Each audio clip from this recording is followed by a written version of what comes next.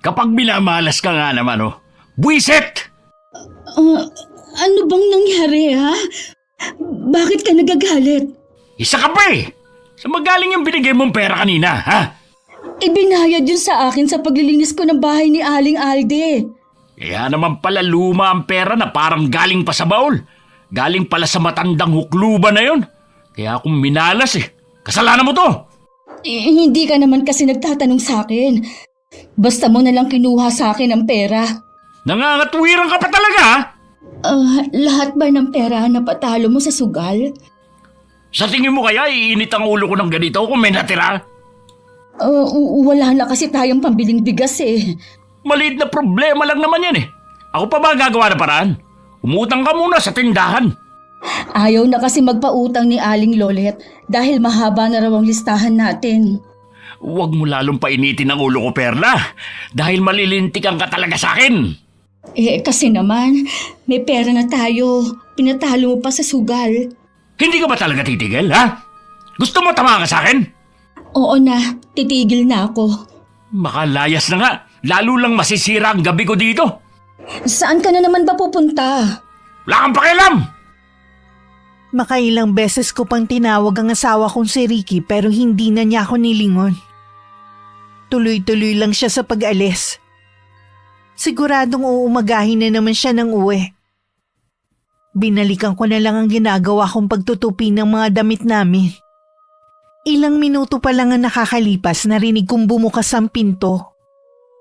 Dahil nakatalikod ako sa gawing yun, inakala kong bumalik ang asawa ko. Ay, mabuti naman bumalik ka. Faye? Ay, ikaw pa lang dumating. Mano po, Nay? Ang itay?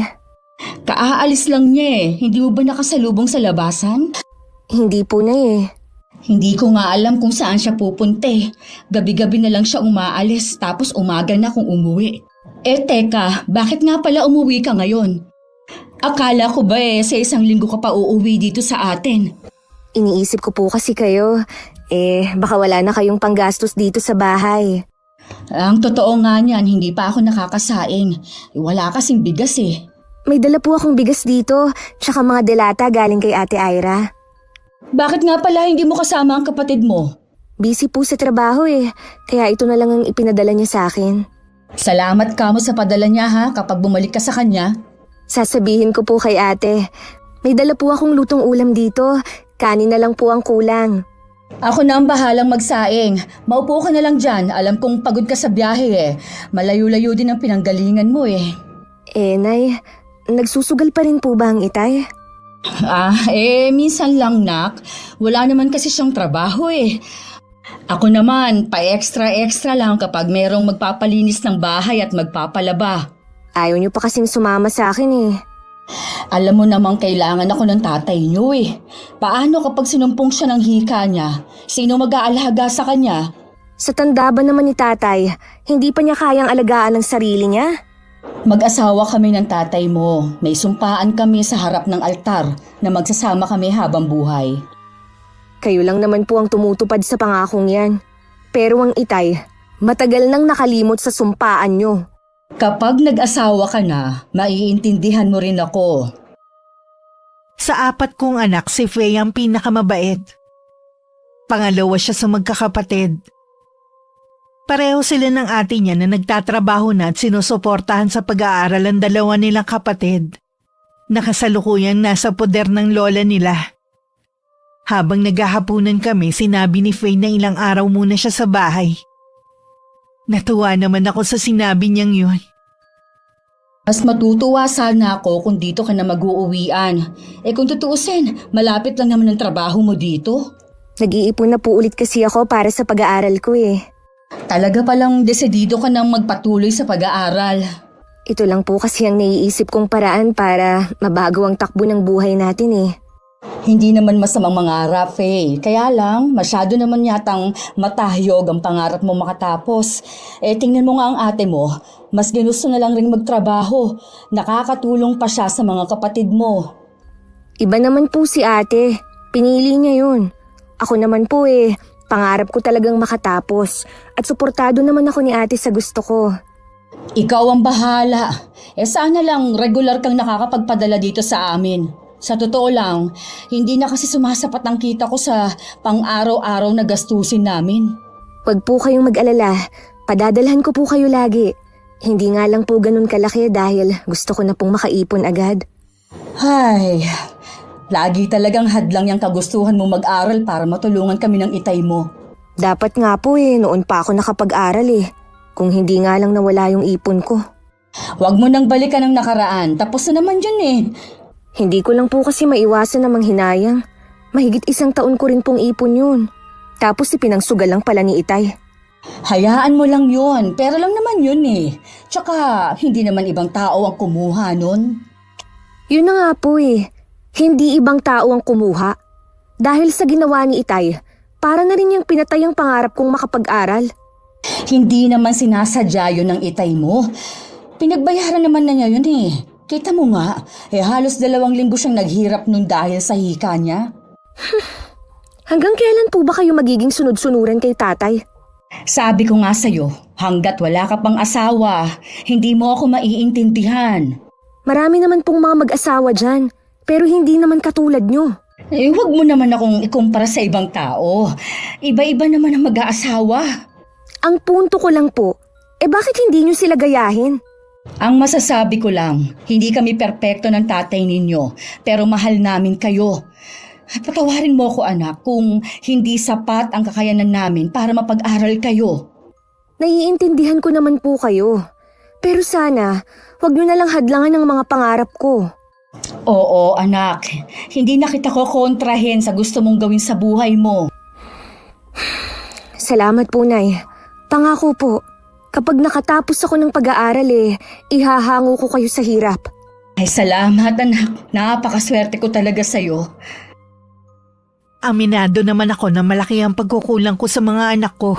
Kaya lang sa katulad ko na hindi nakatapos dahil sabi nga ng lola nila, mas inuuna ko pa ang barkada at pakikipagnobyo noong araw. Kaya siguro wala din akong pangarap sa mga anak ko. Kinabukasan maliwanag na nang dumating si Ricky sa bahay. Hindi rin niya maitago ang pagkagulat nang madatnan si Faye sa bahay namin. Aba, may bisita pala tayo. Kailan ka pa dumating? Kagabi lang po, Tay. Mano po pala. Bakit ikaw lang ang umuwi? Abala po kasi sa trabaho si ate Sina Winwin po at Kim may pasok pa po sa eskwela. Wala na talaga kaming aasahan sa ate mo. Kung ayaw niya kamong umuwi dito sa atin, mabuti pa mag-asawa na lang kamo siya. Wala pa po sa isip ni ate ang pag-aasawa. Wala rin naman siyang silbing anak Pagkatapos namin siyang alagaan at palakihin, hindi man lang siya tumanaw ng utang na loob sa amin ng nanay niya. Siya naman po ang nagpapaaral sa 2 pa naming kapatid Dapat lang naakuin na niya ang pagpapaaral. Ayaw naman niya magbigay sa amin Hindi naman po kasi ganun kalaki ang kita ni ate. Sapat lang po talaga para matustusan ang pag-aaral ng 2. Ang tigas din kasi ng ulo niya Binibigyan siya ng pagkakataon na guminhawa ang buhay niya. Ano ginawa niya? Tumakas! Hindi po talaga gusto ni ate na makapangasawa ang kumpare nyo. Mas matanda po sa inyo si Mang Natoy Sino po bang magkakagusto sa isang lalaki na mahigit sa kalahati ang tanda sa kanya? Hindi kasi nag-iisip yung ate mo. Palibhasa kasi mahina rin ang kukote katulad ng nanay niyo. Huwag naman po kayong magsalita ng ganyan. Oo, bakit? Totoo naman Imbis na sana maganda ng buhay natin, hanggang ngayon isang kahig at isang tuka pa rin tayo. Huwag niyo naman pong iasa kay ate ang pag-angat ng buhay natin. Dapat nga po kayo ang gumagawa ng paraan kung paano tayo giginhawa Ano ka mo? Faye, anak, yung inuutos ko sa'yo, puntahan mo na si Aling Alde sa kanila. Sige po, Nay. Aalis po muna ako. Ikaw naman, Ricky. Bakit kasi kailangan mo pang ungkatin ang nakaraan? Tapos naman na yun Nabara ka tuloy. Sa naalala ko Mabuti na rin nga siguro na hindi na magpakita sa atin ang ate niya. Baka kung ano lang magawa ko sa kanya. Alam mo bang hanggang ngayon, umaasa pa rin si paring Natoy sa anak natin? Ano nga ang gagawin natin kung ayaw ni Ira? Dapat kasi noon pa, binantayan mo para hindi nakalis. Hindi ko naman kasi alam na maglalayas ang anak natin Dati naman kasi masunurin siyang bata. Hindi man lang nag-iisip na mapapaganda ang buhay niya at maging tayo. Oh, siya, tama na yan. Sigurado, hindi ka pa kumakain. May ulam pa sa kusina. Mag-almusal ka na muna. Ay, mabuti pa nga. Umiinit lang lalo ang ulo ko kapag gutom ako eh. Pagkatapos kumain, natulog muna si Ricky. Nagtataka naman ako kung bakit hindi pa bumabalik si Faye. Malapit na magtanghalian nung dumating siya. Bakit ngayon ka lang? Pasensya na po, Nay. Napadaan lang po sa bahay ng kaibigan. Hindi po ako agad pinakawalan ni na Jovi eh. Nasabi mo ba kay Aling Alde yung pinapatanong ko? Opo, sa Sabado at Linggo daw po. Maglalaba kayo at maglilinis. Salamat naman kung ganon. May inaasahan akong trabaho. Buti po nakasundo niyo ang matanda na yun, oh. Di ba po, masungit po yun? Oo, pero napagtsatsagaan ko naman kasi ang ugali niya. Ang mahalaga naman sa akin, kumita ng pera. Sa bagay nga po. Ay, oo nga pala, Nay. Alam niyo ba na malaki pala ang utang ni tatay kay Mang Rudy? Sinong Mang Rudy ba ang tinutukoy mo? Isa lang kasi ang kilala ko yung may-ari ng sabungan sa bayan. Siya na nga po, Nay. Paano naman magkakaroon ng utang sa kanyang itay mo, ha? Hindi nga sila magkakilala. Baka naman namali ka lang ng pakinig. Hindi po ako nagkamali lang. Malaki po talaga ang utang ni Itay sa kanya dahil sa sabong. Hindi naman marunong magsabong ang itay mo. Tsaka malaki ang taya sa mga ganon. Tongits at kwaho lang ang nilalaro ng ama mo. Malay po natin, natuto na rin siyang magsabong. Kung may utang na po siya kay Mang Rudy, malamang matagal na po siyang nagsasabong. Baka nga po lulong na rin siya. Kakausapin ko ang itay mo mamaya kapag nagising siya. Sana nga, hindi totoo yan. Sana nga po, dahil hindi po maganda ang naririnig ko tungkol kay Mang Rudy. Tungkol sa mga may utang sa kanya. Ano ba ang sinasabi nila sa taong yun? Bigla na lang daw nawawala ang mga taong may utang sa kanya. Sabi pa po nila, malaking grupo daw ang kinabibilangan ng grupo ni Mang Rudy. Diyos ko, huwag naman sanang mangyari yun sa tatay mo. Noon pa kasi, sinasabi na namin ni Ate Ira, walang maidudulot na magandang pagsusugal ni Itay. Sinasabihan ko naman ng itay ninyo. Kaya lang hindi naman nakikinig. Nagagalit pa nga sa akin Lagi pa akong pagbabantaan na sasaktan. Kapag nagkataon na malaking problema ang kakaharapin ni Itay. Pati tayo sigurado na madadamay. Huwag ka muna magsalita ng tapos. Hintayin muna natin na makapagpaliwanag ang itay mo. Teka nga lang, titingnan ko kung gising na siya. Sinilip ko sa kwarto si Ricky na tanging lumang kortina lang ang nagsisilbing tabing. Nakadapa siya at tumihilik pa. Nag-aalalang tinitigan ko siya bago ako tumalikod. Nung tanghalian tuloy hindi ako makakain ng husto. Laman ng isip ko ang tungkol sa sinabi ng anak kong si Faye. Hapon na magising si Ricky. Mabuti naman, nagising ka na. Umalis na ba ang anak mo? Hindi pa. Kinukumbinsi ko nga na dito na lang sa atin umuwi Matigas din ang ulo ng batang yun parang ate niya. Ay, ano nga palang ulam natin? Pritong isda at munggo. Mabuti meron tayong matinong ulam ngayon. Sana laging ganito.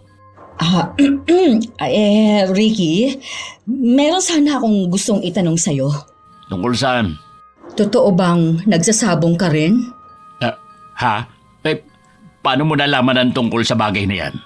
Hindi na mahalaga kung paano ko nalaman. Magsabi ka nga ng totoo. Malaki daw ang pagkakautang mo kay Rudy. Totoo ba? Huwag kang mag-alala. Mababayaran ko rin siya. Sa dami ng tao, sa kanya ka pa talaga nagkautang. Hindi mo ba alam na hindi magandang reputasyon ng Rudy na yon? May kinalaman daw siya sa mga nawawalang tao na may utang sa kanya. Huwag kang maniwala sa mga naririnig mo. Wala namang katotohanan yun Baka ibang grupo lang ang may gawa ng sinasabi mo. Hindi mo pa rin maiaalis sa akin na mag-alala. Bakit naman kasi pati sabong pinasok mo na rin? Sinasamahan ko lang naman si paring Orly. Libangan lang naman May utang ka nga sa Rudy na yon. Paano kung may masama siyang gawin sa'yo, ha? Hati naman kami ni paring Orly sa utang namin. Maliit lang na halaga yun. Nakakapag-alala pa rin. Pwede ba? Tigilan mo na yung pagsasabong mo at kahit anong sugal pa. Sino ka naman para pagbawalan ako? Ha? Wala kang pakialam sa bisyo ko. Nag-aalala lang naman ako sa'yo eh. Kapag nagkataon, madadamay pati kami ng mga anak mo. Pambihira ka naman, Perla. Kung ano-ano na agad ang pumapasok sa utak mo. Malis ka nga muna sa harapan ko. Nalibadbaran ako sa'yo. Baka mawalan ako ng gana kumain. Baka hindi ko malunok tong kanin at ulam. Sana naman, sa pagkakataong ito, makinig ka naman sa akin. Oo na! Kapag nabayaran ko na yung utang ko, hindi na ulit ako magsasabong. Siguro naman, titigilan mo na ako niyan. Duda pa rin ako sa sinabi na yun ng asawa ko. Alam kong lulong na siya sa sugal kaya hindi niya agad mahihinto ang ginagawa niya. Nang sumunod na araw naman umalis na si Faye. Kami na lang ulit mag-asawa sa bahay. Mabuti na lang kinuha na akong regular na tagalaba at tagalinis ni Aling Alde. Ito na nga pala ang bayad ko sa'yo sa 2 araw. Maraming salamat po, Aling Alde. Malaking tulong po ito sa akin.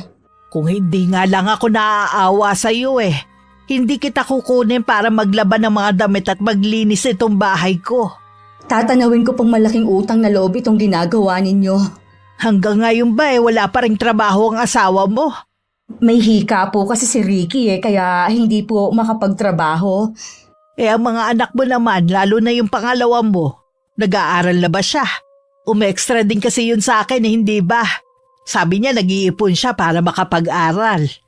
Yung 2 ko pong anak nasa lola nila. Yung si Ira at Faye po, mga nagtatrabaho na. Hindi po natuloy si Faye na mag-aral. Medyo kapos pa rin ho kasi Ganun ba? Sayang naman. Mukhang matalino pa naman ang batang yun. May balak pa naman po siya. Sa ngayon nag-iipon muna siya at tumutulong din sa mga kapatid na nag-aaral. Maswerte kayo dahil mababait ang mga anak ninyo. Wala kasi akong nababalitaan na hindi maganda sa kanila Oo nga po. Mababait talaga ang mga anak ko. Sige po, aalis na po ako ha. Babalik na lang po ako sa susunod na linggo.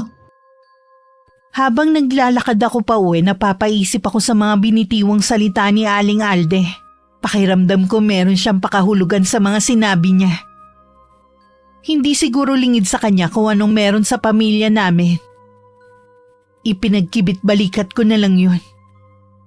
Mas kailangan kong kumita kaysa isipin ng opinyon sa amin ng mga tao. Pagdating sa bahay, naroon na si Ricky. Mabuti naman, dumating ka na.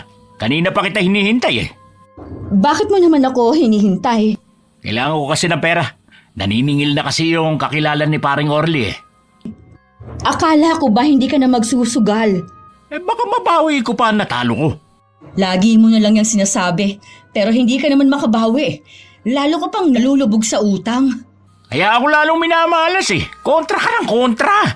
Ang mabuti pa, ibigay mo na lang sa akin ang kinita mo ngayon. Hindi pwede. Ibabayad ko to sa tindahan para makapagbawas-bawas naman. Ibabalik ko din sa'yo kapag nanalo ko. Lagi mo na lang bukang bibigyan, pero hindi mo naman binabalik.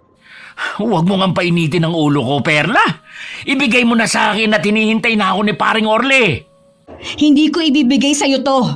Ako ang nagpapakahirap sa pagtatrabaho, tapos ipangsusugal mo lang. Ganon Hayop ka talaga! Ganyan ka na ba talaga kasugapa sa pagsusugal, ha? Oo, kaya sa ayaw at sa gusto mo, ibibigay mo sa akin ang kinita mo. Ibalik mo yan sa akin! Mahuwa ka naman sa akin! Hindi! Akin na to! Magtrabaho ka na lang ulit! Hindi ako papayag na kunin mo!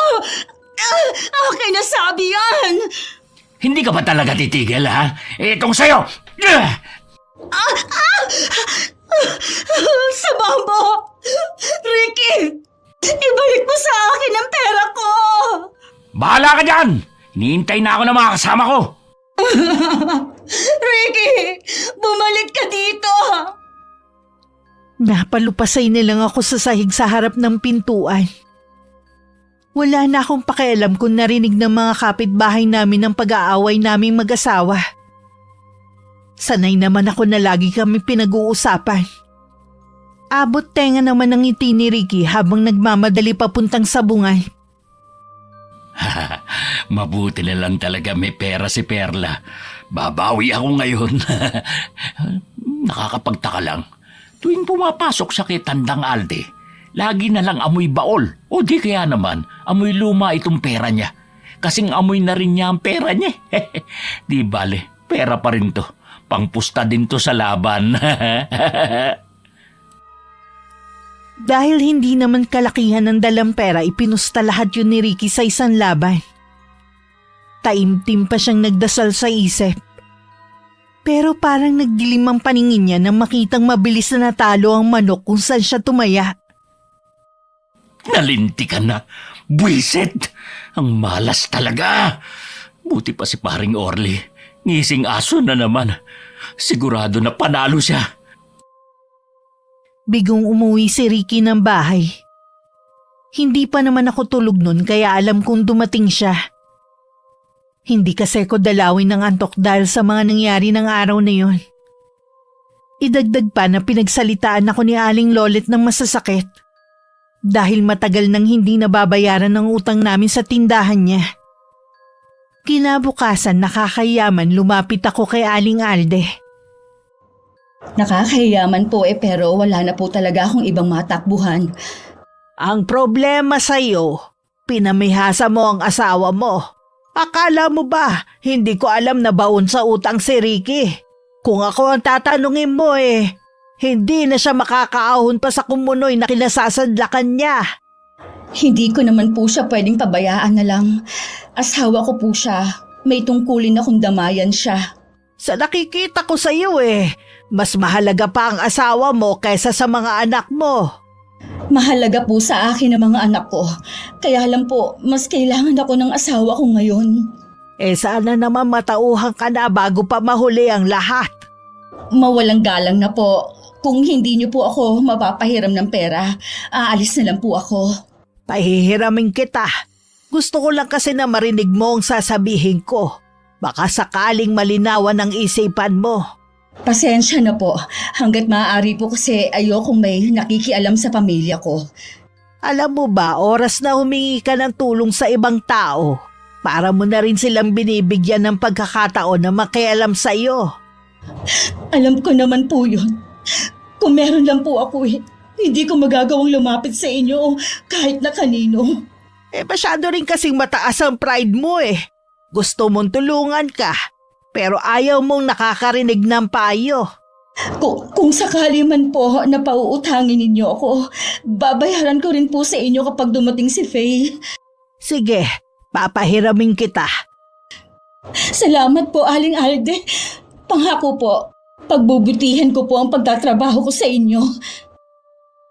Malaki-laki ang pinahiram sa akin ni Aling Alde na pera.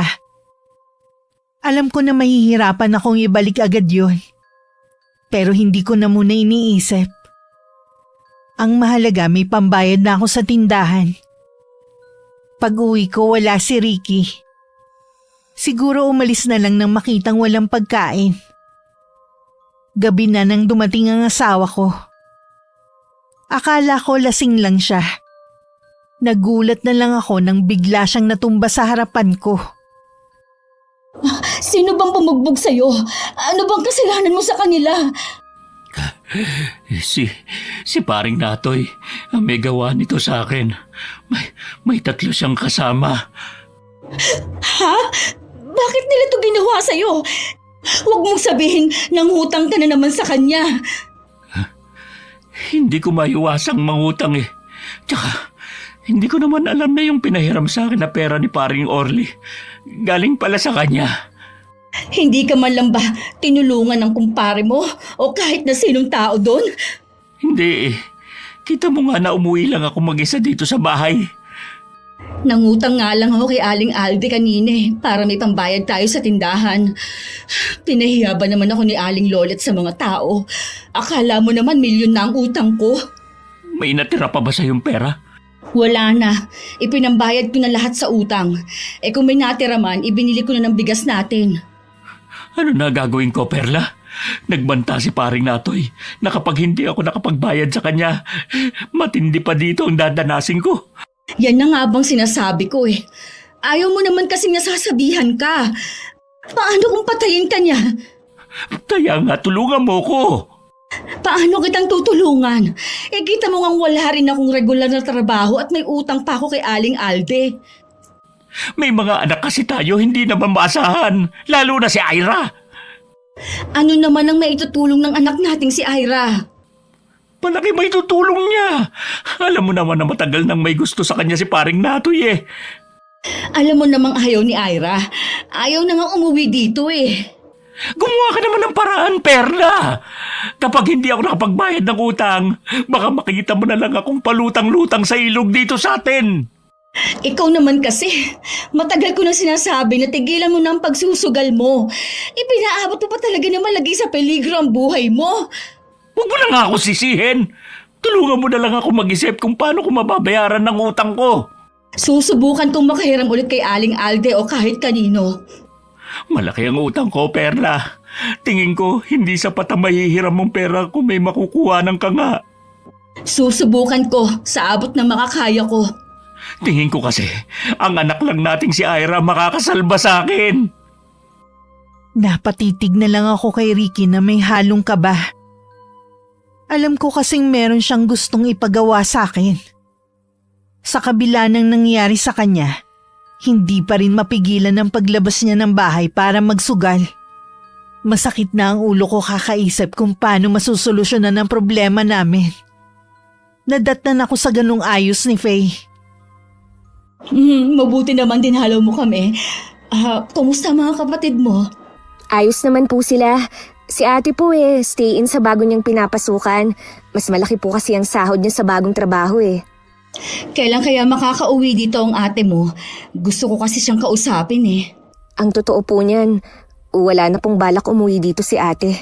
Kinukutuban daw po kasi siya ng masama Ganun ba kasama ang tingin niya sa amin ng tatay niya, ha?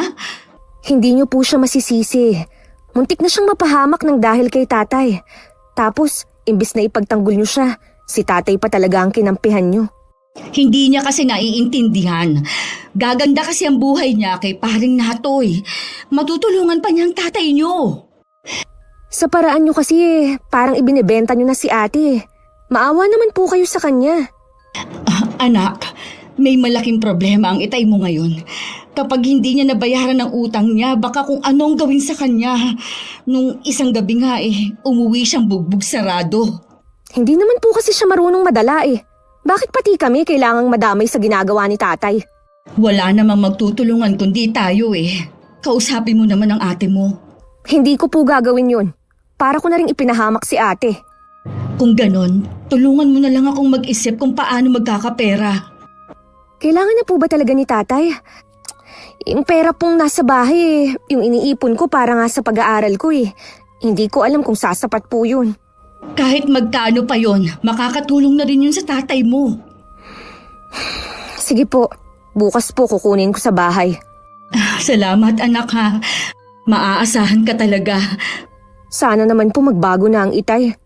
Lagi ko namang ipinagdarasal ang itay mo na magbago na pero hindi ata ako pinakikinggan.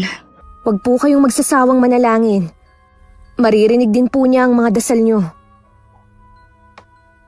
Nang gabing yun hindi umuwi si Ricky. Kanina pa ako kinakabahan na baka may masamang nangyari sa kanya. Pareho kaming nasa sala ni Faye nang dumating ang 3 lalaki. Hindi ko sila kilala pero hinahanap nila ang asawa ko. Lahat ng sulok ng bahay hinalughog nila habang takot na takot kami mag-ina. Binantaan pa kami bago sila umalis. Ay salamat naman at hindi nila tayo sinaktan.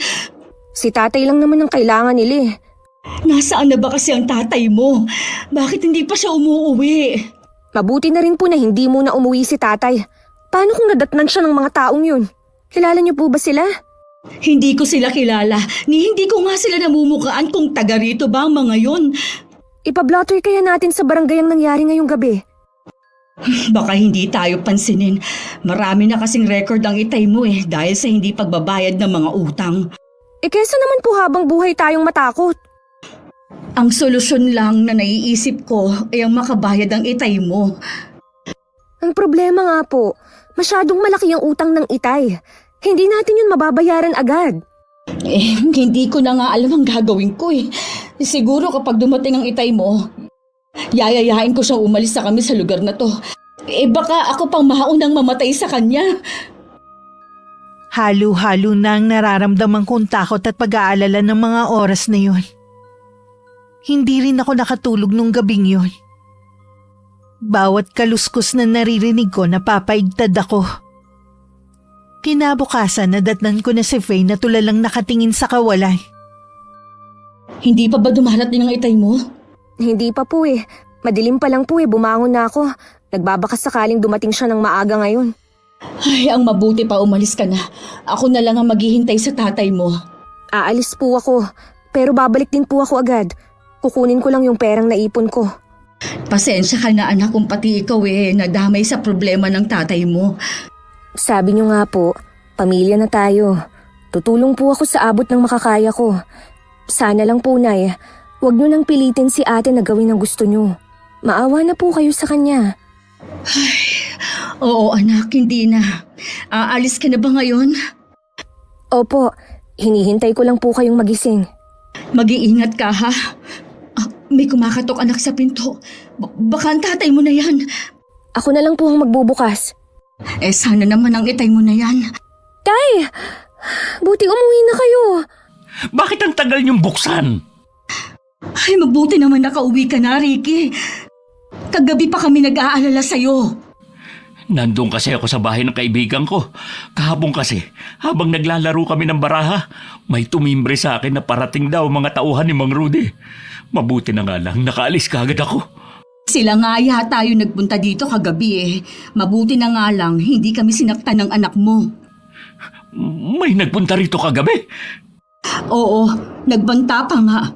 Kailangan mo daw makipagkita sa kanila at bayaran ng utang mo. Anak nang, saan naman ako kukuha ng mahigit kalahating milyon? Ano, Tay? Ganun kalaki ang utang niyo? Sa iisang tao lang ba yun? Oo anak, ganun kalaki ang utang ko kay Mang Rudy. Hindi ko naman kasi alam na malululong ako sa sabong na yan eh. Tay naman, saan tayo kukuha ng ganun kalaking pera? Kahit ibigay ko sa inyo ang ipon ko, barya lang yun sa utang nyo. Kaya nga baka pwede niyong kumbinsihin ng ate Ira mo na pumayag na sa gusto ni paring Natoy. Kapag pumayag siya, handang bayaran ni pare ang mga utang ko at kakalimutan na rin niya ang utang ko sa kanya. Kayo ang may utang. Dapat kayo ang gumagawa ng paraan. Wala na nga akong maisip na paraan. Mabuti pa nga siguro mamatay na lang ako. Total wala naman kayong pakialam sa akin eh. Huwag mong sabihin yan, Ricky.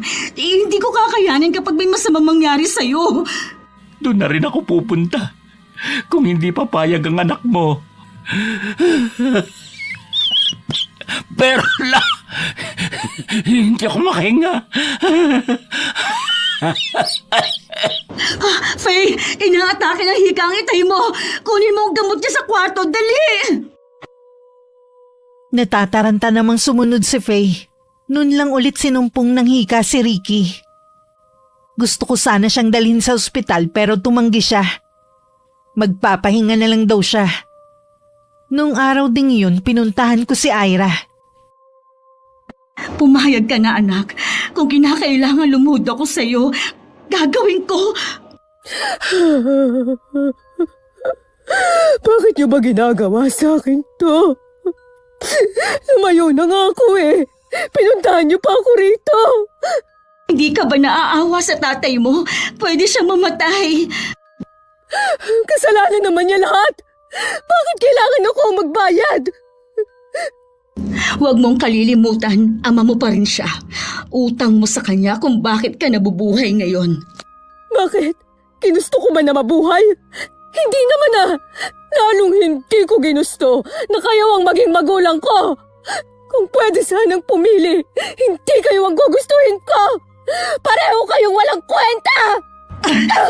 Huwag mo kong masigaw-sigawan. Anak lang kita. Kahit paulit-ulit mo akong saktan, hindi na magbabago pa ang pagtingin ko sa inyo ng itay. Hindi nyo na nga kami nagawang alagaan. Gusto nyo pa akong ipambayad sa utang? Akala mo naman, hindi ka makikinabang. Mayaman si paring Natoy. Kaya niyang ibigay sa'yo marangyang buhay. Hindi ko kailangan ng pera niya kung galing naman sa masama. Gaga! Pera pa rin yun. Hindi na mahalaga kung saan galing. Ang mahalaga, maisasalba nun ang buhay ng itay mo. Makakapag-aral na rin si Faye at ang dalawa mong kapatid. Mag-isip ka nga, Ira. Kayo po ang mag-isip, Nay. Isipin niyo rin kami. Wag lang puro si tatay. Kung siya lang pala ang mahalaga sa inyo, sana po hindi niyo na lang kami inuluwal sa mundong ito. Mahalaga rin kayo sa akin, kaya nga gusto ko mabuo ang pamilya natin. Mangyayari lang yun kapag nakabayad ng itay nyo. Lalayo na tayo at magbabagong buhay. Hindi na ako bata para maniwala sa inyo. Kahit kailan din, hindi na magbabago ang itay. Lulong na siya sa sugal mula pa noon. Kamatayan na lang siguro ang makakapagbago sa kanya. Hindi ako papayag. Kung kinakailangan kaladkarin kita, gagawin ko. Ililigtas mo ang tatay mo sa ayaw at sa gusto mo. Kinausap ko rin ng lola nila na nanay ni Ricky. Kinumbinsi niya ang anak kong si Ira. Dahil may sakit din ng matanda at alam kong mahal ni Ira ang kanyang lola, pumayag na rin ang anak ko. Tandang-tanda ko pa ang araw na sumama siya kay paring Natoy. Umiiyak at puno ng galit ang tingin niya sa amin ng kanyang ama. Nang araw ding yun nabayaran ng lahat ng utang ng tatay niya. Bakit ikaw ang nandito? Nasaan ang nanay mo? Ako po muna ang pinapunta ni inay dito para maglinis ng bahay niyo. Kung ayos lang po sa inyo. Kahapon po kasi natapilok po ang inay. Hanggang ngayon po masakit pa rin ang paa niya. Ganun ba? Ayos lang naman sa akin Kilala naman kita mula noon pa. Alam kong mabait kang bata. Salamat po. Sabihin niyo na lang po kung ano po ang mga dapat kong gawin. Medyo maselan ako pagdating sa kalinisan ng bahay. Di bali na mabagal ang kilos basta maayos at malinis. Gagawin ko po lahat ng makakaya ko para po makapasa ang paraan ng paglilinis ko. Nasa kusina ang ginagamit ng nanay mo na panlinis. Kunin mo na lang doon. May isa lang akong kondisyon. Ano po yun? Hindi mo maaaring pasukin ang kwarto malapit sa silong ng bahay na to. Maliwanag ba? Opo, maliwanag po. May pupuntahan lang ako sandali ha. Babalik din ako agad. Yung billing ko, huwag mong kalilimutan. Dahil likas na masunurin si Faye, lahat ng bilin ng matanda ay sinunod niya. Habang naglilinis, laman ng isip niya ang kapatid. Tuwing nakakausap niya kasi ito, lagi na lang umiiyak. Parang nadudurog ang puso niya. Kung pwede ko lang itakas si ate, ginawa ko na. Hindi naman nagbago ang itay Nasayang lang ang pagsasakripisyo ng kapatid ko. Lulong pa rin siya sa sugal. Sa lalim ng iniisip ni Faye na wala na sa isip na bawal nga pala siyang pumasok sa silid na yun. Nasa loob na siya na mapagtanto ang maling nagawa. Anong klaseng silid to? Bakit ang daming kandilang itim? May ganito palang kulay ng kandila? Ano ba to? Altar? Ano bang relihiyon ni Aling Alte? Ay, nandiyan na yata si Aling Alte. Bawal nga pala ako rito. Makalabas na nga. Si Aling Alde nga ang dumating. Tingin naman ni Faye walang nahalata sa kanya ang matanda. Hanggang makauwi siya sa bahay, iniisip pa rin niya ang nakita sa ipinagbabawal na silid. Napagod ka siguro sa paglilinis sa bahay ni Aling Alde. Kanina ka pa kasi tahimik dyan Ganon din ako nung unang araw na naglinis ako. Ay, ang laki ba naman ng bahay niya? Mabuti na lang po nakapasa ang paglilinis ko sa kanya. Siguro naman ilang araw pa gagaling na rin tumpa ako. Sayang rin kasi yung kay Aling Alde. Kaya nga, ikaw munang ipinalit ko. Baka mamaya makahanap siya ng iba. Sa bagay, wala namang tatagal sa kanya. Napakasuplada at napakasungit ba naman? Nay, di ba merong bulong-bulungan tungkol kay Aling Alde? Totoo kaya yun? Na ano? Baka daw mangkukulam ang matandang yon? Dati naniniwala ako pero mula nang nakapaglinis ako sa kanya, hindi na ako naniniwala sa sabi-sabi. Di ba? Sa kanya ka kumukuha ng mga pwedeng ibenta sa junk shop noon? Opo, kanina lang naman ako nakapasok sa bahay niya. O di ba? Wala naman kakaiba. Luma na nga lang talaga. Pati mga gamit kasing tanda na rin niya. Isa nga po yun sa napansin ko kanina habang naglilinis ako. Tsaka, yung isang kwarto, bawal daw pong pasukin. Oo, bawal nga talaga. Minsan nga, tinanong ko, nagalit lang sa akin. Ayaw raw niya na maraming tanong. Kapag daw sinabi niyang bawal pasukin, sumunod na lang. Huwag mong sabihin pinasok mo. Hindi po, Nay. Ayoko naman na masira ako kay Aling Alde. Tama yan, anak. Wala nang nagtitiwala sa atin dito Tingin ng mga tao sa atin sobrang sama na. Dahil po ba sa nangyari kay ate? Oo, binenta daw namin ang itay mong kapatid mo. Kung makahusga naman, akala mo mga may alam sa nangyari. Totoo naman po ang sinasabi ng mga tao Pati ba naman ikaw, Faye? Kumakampi sa mga taong yan? Sa tingin nyo, ano ang tawag sa ginawa nyo kay ate? Pinilit nyo siyang makisama sa taong hindi naman niya gusto. Kapalit ng utang ni tatay. Hindi naman nagbago ang itay Mas lalo pa siyang nalulong dahil meron siyang pinagkukuhanan. Hindi lang naman para sa tatay ninyo ang ginawa namin. Para din sa ate mo. Ang ganda na ng buhay niya ngayon Hindi na niya kailangan magpakakuba pa sa pagtatrabaho. Tuwing kausap ko si ate, lagi siyang umiiyak. Ilang beses din niyang sinabi na mabuti pang mawala na lang siya. Sabi niya lang yon. Masasanay rin siya sa buhay niya ngayon. Sana nga po, dahil kapag may masamang nangyari kay ate, hindi ko mapapatawad ang itay at maging kayo. Nasundan ko na lang ng tingin si Faye habang palabas ng bahay. Nakakaramdam din naman ako ng usig ng konsensya dahil sa ginawa ko kay Ira. Pero pakonsuelo ko na lang na iligtas ko naman ang asawa ko. Madalas ba kayong nagkikita ng paring natoy mo? Paminsan-minsan. Bakit mo naitanong? Itatanong ko sana ang tungkol kay Ira Hindi ko na itatanong Pambihira ka naman. Hindi mo man lang tinatanong ang kalagayan ng anak nating si Ira. Abala kasi ako, kaya nakakalimutan kong itanong. Sigurado naman na maayos ang lagay niya. Tiyak na nakahiga ngayon sa pera ang anak mo. Saan ka abala? Sa pagsusugal mo? Akala ko ba kapag nabayaran ng utang mo, titigil ka na sa bisyo mo na yan? Hindi na naman ako nagpapatalo ng malaking halaga Kontrolado ko na ang paglalaro ko. Hindi ka ba nakukonsensya sa ginawa natin? Bakit naman? Isipin mo na lang, kung hindi natin pinilit si Ira, malamang matagal na akong nakabaon sa lupa. Hindi sana nararanasan ng anak natin ang magandang buhay. Tingin ko kasi, hindi masaya ang anak natin. Sabi kasi ni Faye, tuwing nakakausap niya laging umiiyak. Sinasabi rin daw na mabuti pang mawala na lang siya. Paano kung gawin nga yun ni Ira? Kalokohan! Hindi niya yung gagawin. Kung gusto mo, dalawin mo ka na paring natoy. Alam mong galit sa akin ang anak mo, kaya nahihiya rin akong humarap sa kanya. Magpasama ka kay Faye kung nahihiya ka mag-isa. Pero... At saka na nga tayo mag-usap. Gusto ko munang magpahinga. May lakad uli ako mamaya. Mula nang sabihin ni Faye ang tungkol sa kapatid, hindi na ako matahimik. Kaya naman nang hindi na ako makatiis, nagpasama na ako sa kanya. Sa kabilang barangay lang naman sila nakatira. Sa isang di kalakihang bahay. Nakailang katok muna si Faye bago binuksan ni Ira ang pintuan. Ira? Ate, anong nangyari sa'yo? Kaninong utang na loob ko ang pagdalaw niyo sa akin? Pasok kayo sa muntikong palasyo. Anak, sino may gawa niya sa'yo?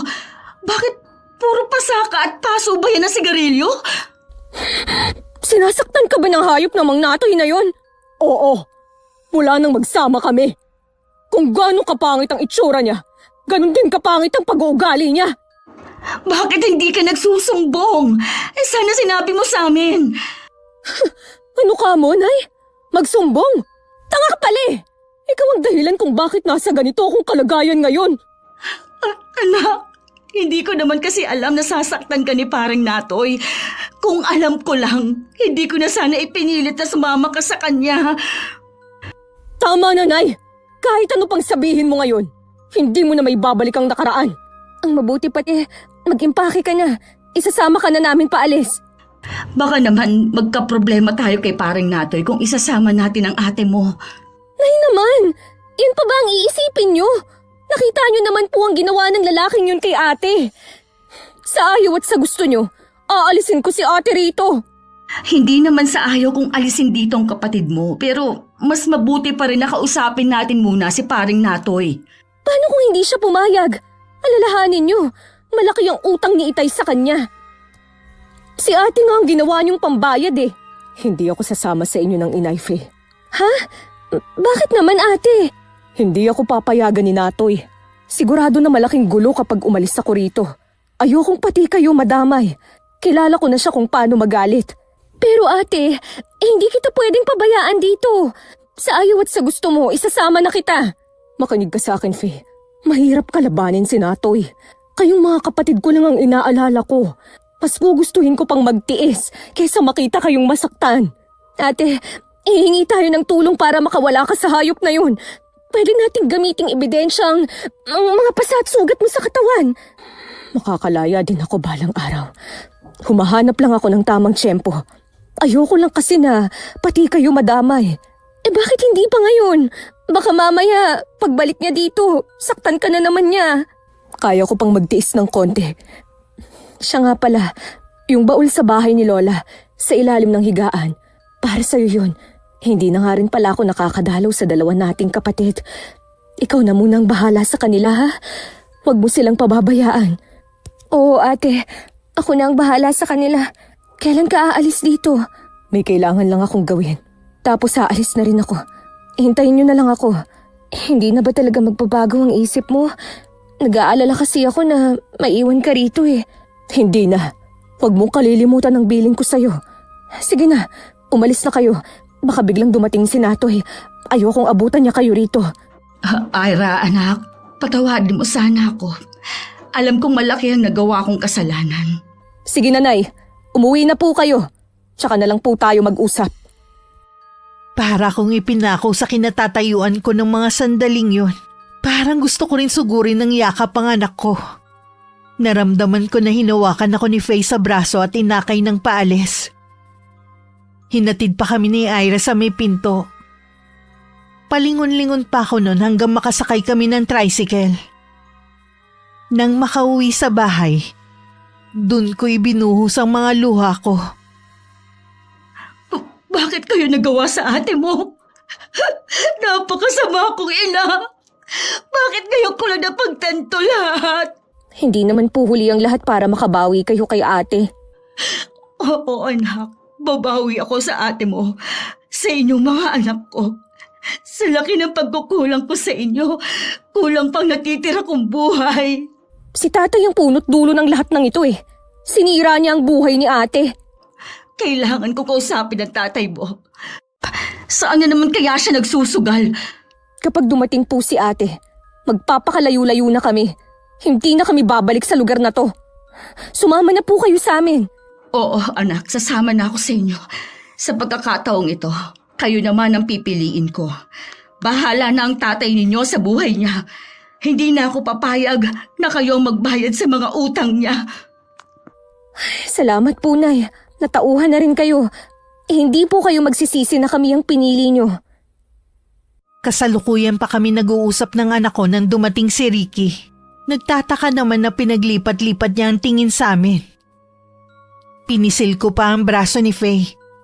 Bilang pahiwatig na kailangan niya maging mahinahon. Anong drama to?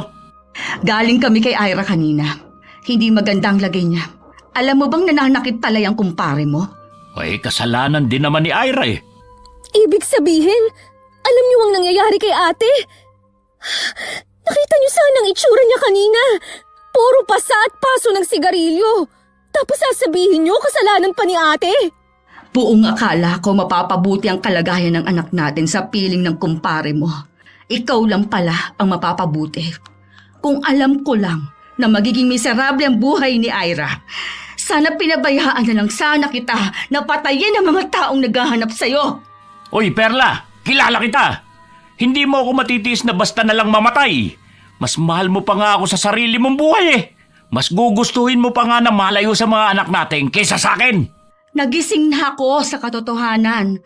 Masahol ka pa pala sa hayop. Pinagsisisihan ko ang ginawa kong pagpapabaya sa mga anak ko. Matagal na akong nabulag sa'yo. Pagkakataon ko naman na bumawi sa kanila. Kung ano man yang binabalak nyo mag-ina, huwag nyo nang ituloy. Hindi nyo alam kung paano magalit si paring Natoy. Pabayaan nyo na lang si Ira. Masasanay din siya sa buhay na meron siya ngayon. Masasanay sa pananakit ng demonyong yon? Palibhasa magkasimbalahibo kayo ng kumpare mo. Pareho kayo ng likaw ng bituka. Hindi ako papayag na magtagal pang pagmamalupit niya sa anak natin. Bakit? Anong gagawin mo, ha? Kung ako sa'yo, magbago ka na kung ayaw mo madamay. Huwag mo akong tinatakot.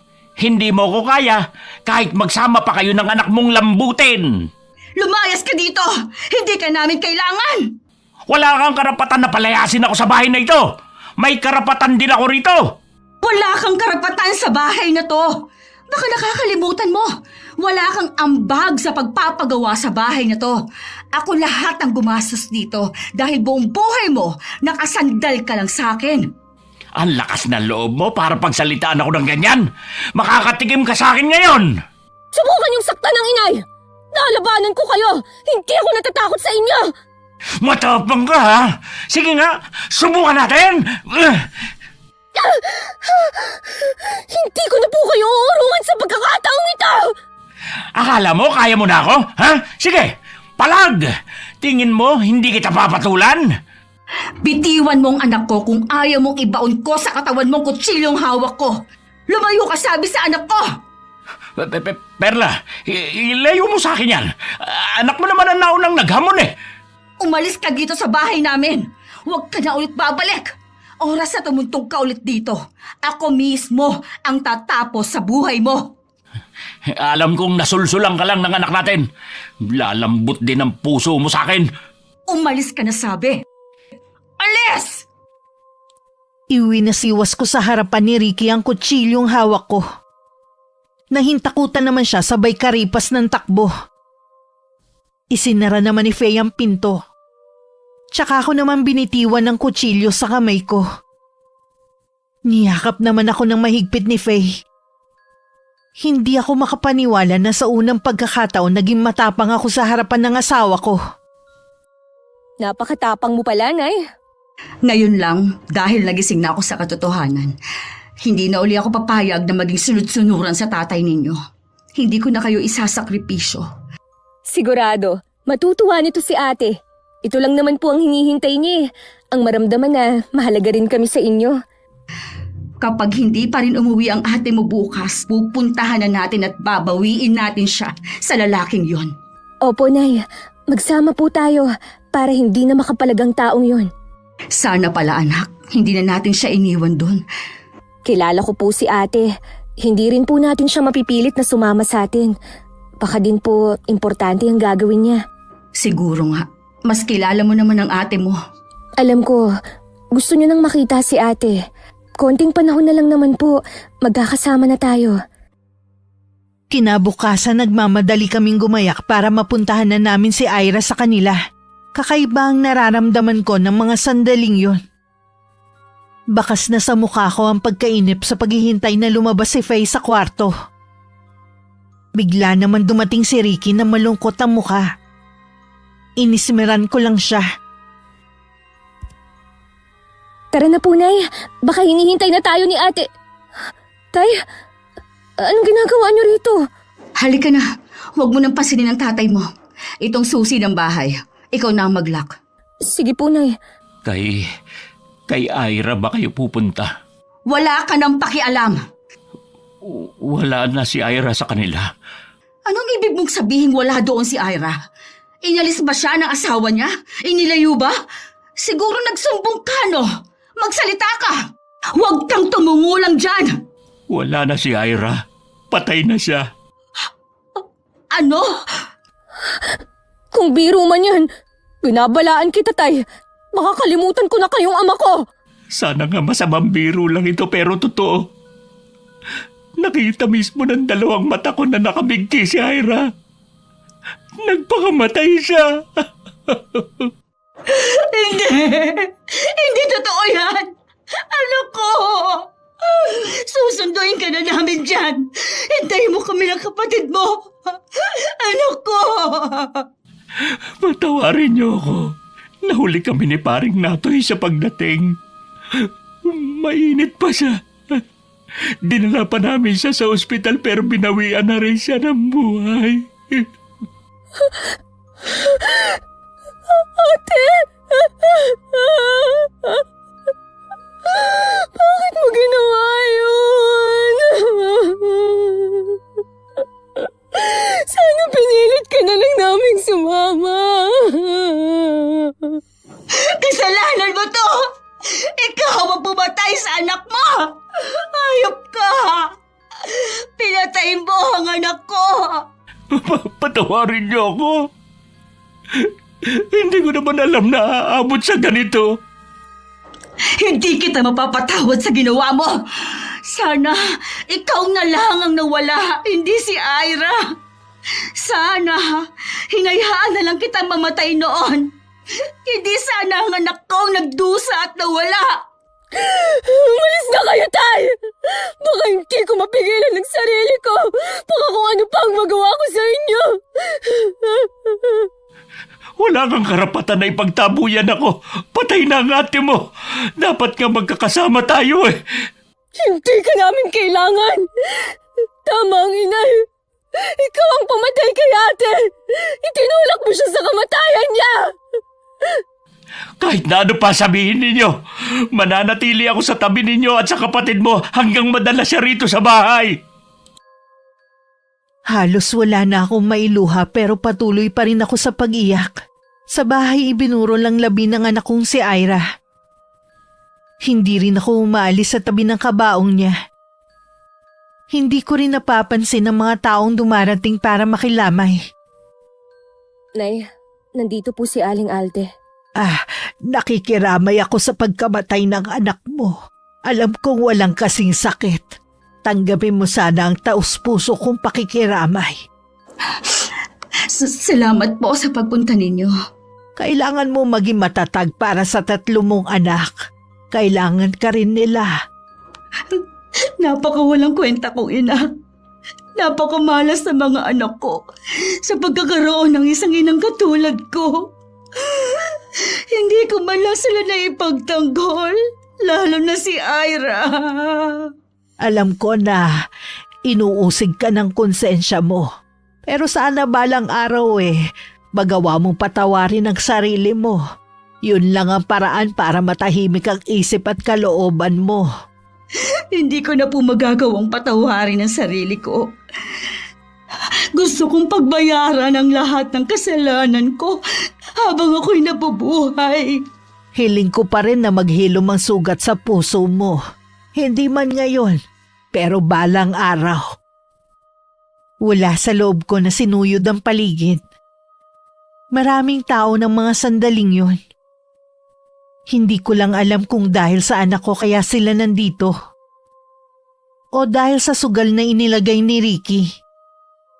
Gusto pa sana ni paring Natoy na 1 linggo pa bago ihatid sa huling hantungan si Ira.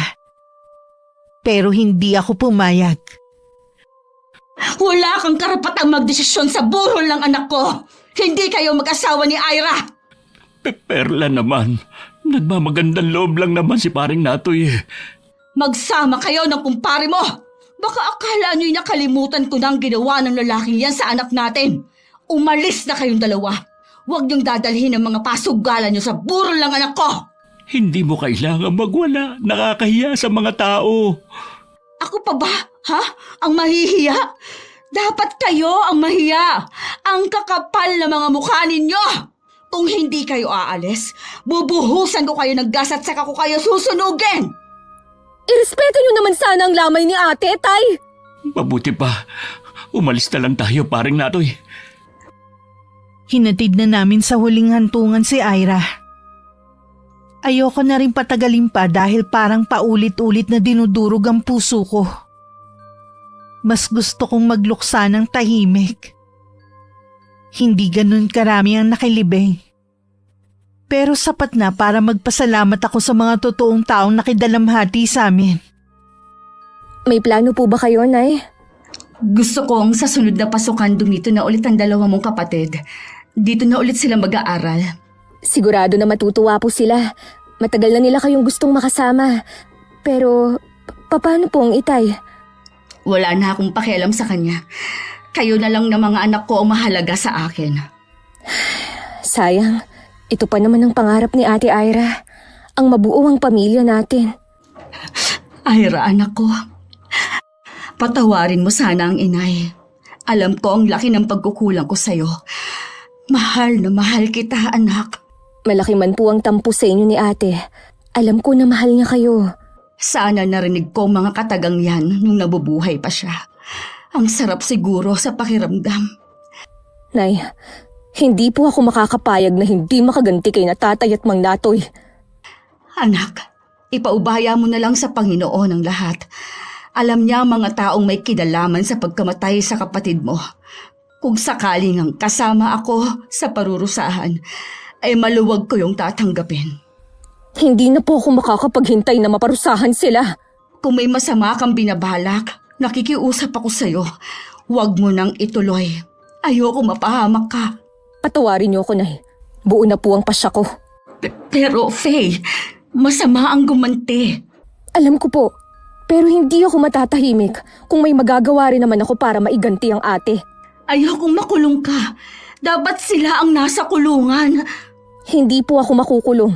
Hindi rin po nila malalaman ang binabala kong paghihiganti. Ano ba ang pinaplano mo? Mabuti pa po na hindi niyo muna malaman.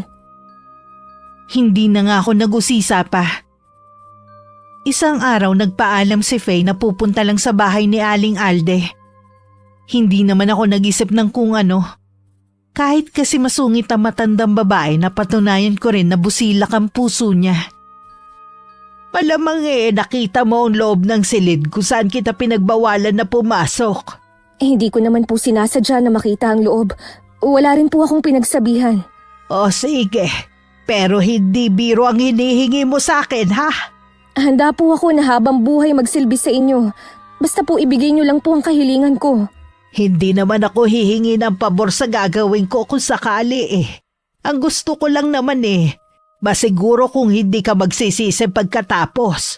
Hindi ko nga po sila nakitaan ng pagsisisi sa ginawa nila sa kapatid ko. Ganon din ang gagawin ko.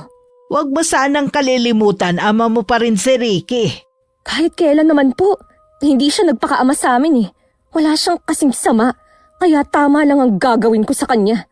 Kung desidido ka na talaga, gagawin ko na ang sinasabi mo.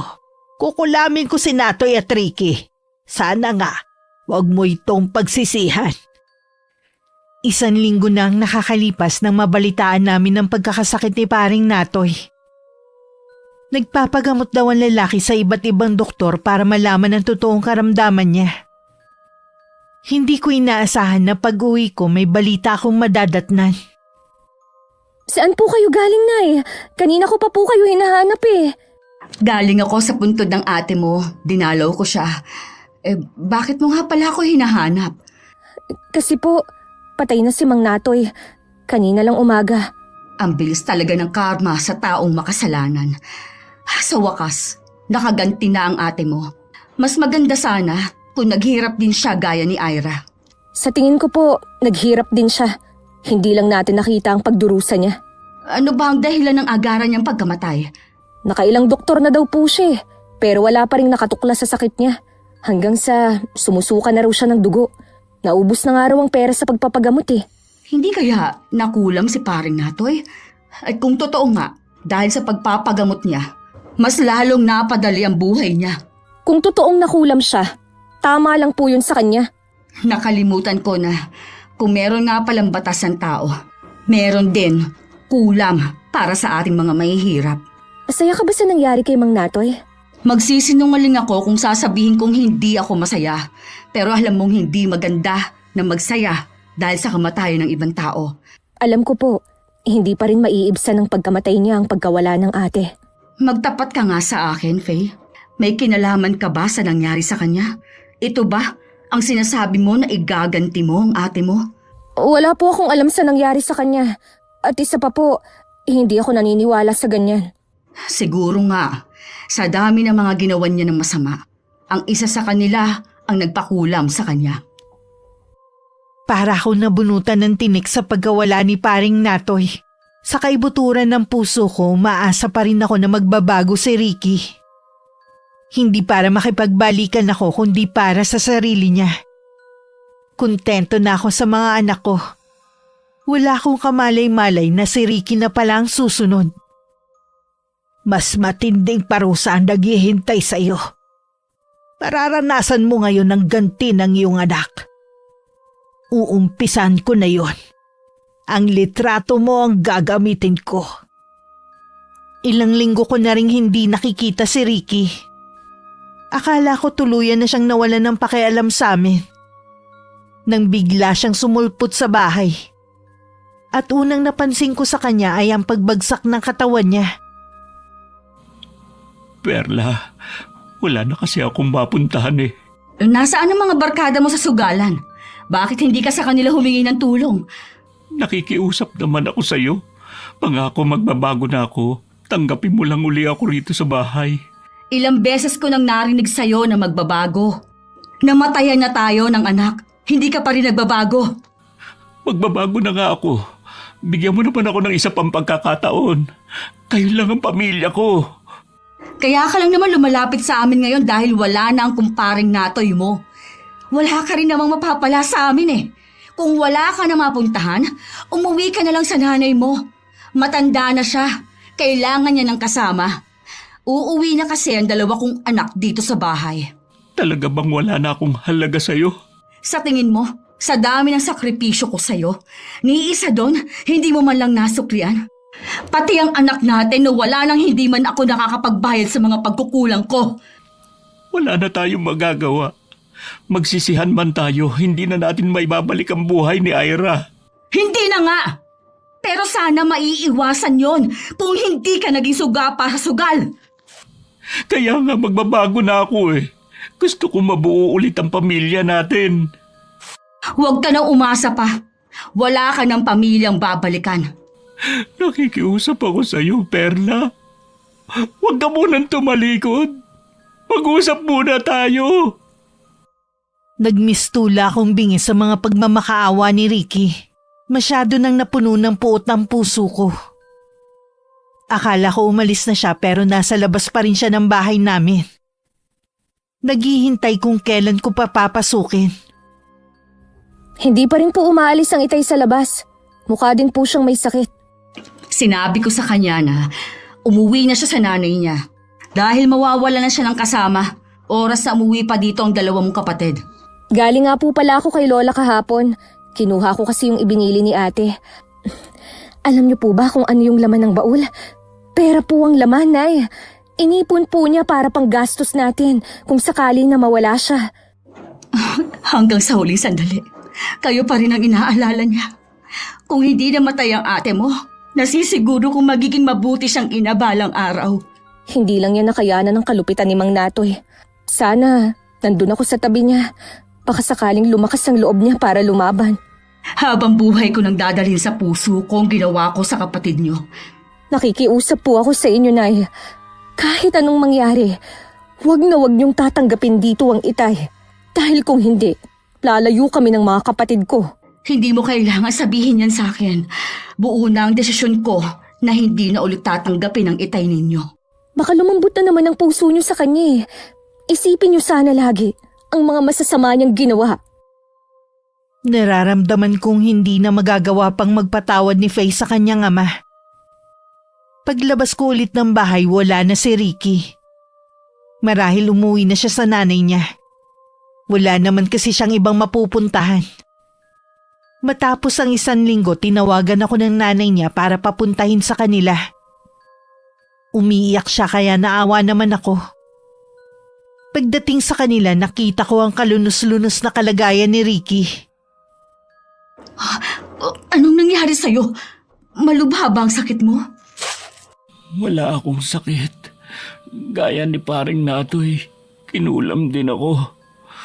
Matindi ang galit ng gumawa nito sa akin.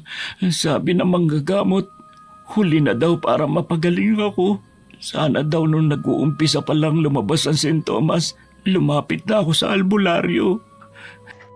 Nalaman ba ng albularyo kung sinong may gawa sa'yo nito? Hindi ko na inalam pa. Sabi ko, huwag na lang din niyang sabihin, ayokong masaktan kapag nalaman ko kung sinong nasa likod na nangyari sa akin. Kahit anong galit ko sa'yo, hindi ko naiisip man lang na gawin yun sa'yo.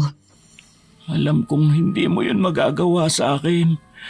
Hindi rin ako galit sa taong gumawa nito. Tanggap ko na.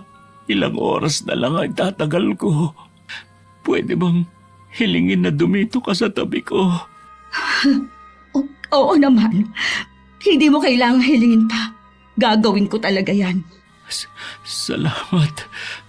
Patawarin mo ako sa mga naging pagkukulang ko sa iyo at sa mga anak natin. Sayang, wala na akong oras para bumawi sa kanila. Sapat ng pinagsisisihan mo ang mga kasalanan na ginawa mo sa amin. Lagi kong nakikita ang imahe ni Ira. Alam ko na siyang susundo sa akin. Hinintay lang talaga kitang dumating para magpaalam. Nang araw na yun namatay si Ricky. Kinailangan nilibing agad ang kanyang labi dahil sa masangsang na amoy na lumalabas sa katawan niya. Tanging si Faye lang ang wala nung araw ng libing. Hindi man niya aminin, alam kong siya ang nagpakulam sa sarili niyang ama. Nadala lang ako ng matinding galit ko kay tatay at kay Mang Natoy. Tama lang naman po ang nangyari sa kanila, diba? Mali pa rin ang ginawa mo. Kayo nga, paulit-ulit na nagkakamali. Pero pinapatawad ko pa rin kayo. Bakit ako? Minsan lang po gumawa ng masama. Hindi niyo magawang palampasin. Anak, natatakot lang ako na baka karmahin ka sa ginawa mo. Ayoko may masamang mangyari sa'yo. Hindi ko nakakayanin kung pati ikaw mawawala sa akin. Huwag po kayong mag-alala. Hindi ko na po yun gagawin ulit. Iwasan mo na rin si Aling Alde. Hindi ko gusto ang ginawa niya. Dapat hindi ka niya pinagbigyan sa hiling mo. Hindi dapat niya sinamantala ang galit mo sa iyong ama. Wala na po si Aling Alde sa bahay niya. Wala pong nakakaalam kung saan siya nagpunta. Mabuti na rin sigurong mawala na siya sa lugar natin. Ngayong napatunayan kong tama ang hinala sa kanya ng mga tao. Natatakot na ako sa kanya. Naniniwala po ako na kahit po mangkukulam si Aling Alde, mabuti siyang tao. Kahit minsan po, wala naman tayong nabalitaan na kinulam niya o sinaktan niyang taga rito, maliban kay Naitay at Mang Natoy. Kung tatanungin niyo po ako, gugustuhin ko pa rin po siyang makita. Marahil tama si Faye. Mabuting tao si Aling Alde. Wala naman kasi siyang ipinakitang masama sa akin noon. Lumipas ang maraming taon. Hindi na muling nagpakita sa lugar namin na matandang babae. Nakatapos na rin si Faye sa pag-aaral. At siya na ang sumusuporta sa mga kapatid niya. Ako naman patuloy sa pagsisisi. Dahil sa mga nagawa kong kasalanan noon. Wakas. Okay, shoutout po tayo. Shoutout kay Gina Lintel Shoutout sa Lovino family and Luna family. Hi sa mga anak ni Mark Balingit, kay Boss Kenji at Marisha. Hello kay Sweet Corn. Hi kay Marian Leonisa. Hi kay Karima from Saudi Arabia. Hi sa mga anak ni Jessie Rada na sina Ryan, Jerome, Lawrence, Feb Deliosa at sa mga apo mo. Maraming salamat sa laging pakikinig. Shoutout sa Buates family from Calbayog, Malilipot, Albay. Hi kay Amanda Joyce Page. Hello kina Jaya, Genevieve, Bernadette, Marjorie, and Aljon ng Mangray Commissary from Tapia, General Trias, Cavite. Hello sa mga taga-HB Apparel ng Makamot, kay Russell, Madam Marie, Alicia, Claire, Rosie, and Reyna. Shoutout sa lahat ng mga mananahi dyan sa Attic Clothing. Salamat po sa pakikinig nyo. Shoutout sa Mami Family from Barangay Sawang, Romblon, Romblon. Shoutout sa Naganyo Family and Orebia Family. Shoutout sa Azenar Goodies. Hello kay Princess Zaira Cacha from Calamba. Hello kay Milagro Sampanya from Singapore. Shoutout sa Roma Santa Family and Palyera Family. Hello kay May Panganiban from Dubai. Shoutout kay Nena, Rose Ann Salve, Joy at kay Kimberly Caballero at sa buong Baller Sportswear ng Almanza 2 Las Piñas City. Hello kay Tinay, Jacob, Joffer, Epe, Persing, Loren at Danica from Pasay City. Hi kay Corazon Villanueva from Bago City. Hello kay Kenneth and Clint Lael from Lenny na nasa Brunei. Shoutout din sa mga kasama mo dyan sa trabaho. Hello po sa inyo. Hi kay Jeneline Jacobe from Rizal. Hello kay Elizabeth Dunca from Pampanga. Hi kay Ami Viray. Hi kay Angelina Ignacio. Shoutout sa Mutia family from Misamis Oriental. Hi kay Benny Ocampo and Ocampo family from Tagaytay. Shoutout sa Rivera family and Solis family at sa mag-asawang sina Ann and Ronnie Solis from Nueva Ecija. Hi kay Marie Chris Ramos na laging nakikinig. Hello sa mga anak at asawa ni Charmaine Basmayoruelo na sina B-Boy, Zidrick and Jeric Bandola. Hello kay Benji Bustalino, ingat sa biyahe from Beth ng Taguig. Hi kay Limay, ingat ka palagi. Shoutout sa AJJ Garment ng Dapdap Tarlac at hello kay na Joanne, Melanie, Alex at kay Nanay Evie. Hello kay Leones TV 44 from Baras Rizal. Hello sa Legaspi family and Borton family from Caloocan City. Hello kay Cecilia Ico at sa Ico family ng Sitio Pandan, Anupul, Bamban, Tarlac. Palakas po kayo ma'am, salamat sa pakikinig. Hi kay Sofia. Shoutout sa Dakyado family, Kaday family, Andoy family, Hardin family, Gomez family, and Seriales family. Salamat po sa pakikinig niyong lahat. Hi kay Lerin Alama from Pampanga. Shoutout sa lahat ng katrabaho ni Ramilen Abraham sa Toys R Us sa Tugigaraw. Shoutout kay na Amorada, Donald Gok, Leofer Bourbon from Saudi Arabia. Hello kay Elizabeth Maramot from Manghinaw Proper, Bawan, Batangas. Hi kay Basanta Mila from Pangdan. Hello kay Joe Contreras from San Rafael, Bulacan. Shoutout sa Vivar family from Real, Calamba. Hi kay Kiyumi from Sagay City, Negros Occidental na nasa Oman ngayon. Hi kay Mama Mercedes Gabato at kay Mary Ann Gabato. Hi kay Mayra Madrelejos from Legazpi. Shoutout kay Zeldon Siga Vlogs. Hi kay Jensky Ereher. Hello kay Inang Ausa at sa mga anak mo na sina Mira, Ella, Janville at sa asawa mong si Rosmel from Lipa, Batangas. And shoutout sa Deloro family and Gonzaga family. Maraming salamat po sa pagsuporta nyo at pakikinig. Hanggang sa susunod, ingat, God bless.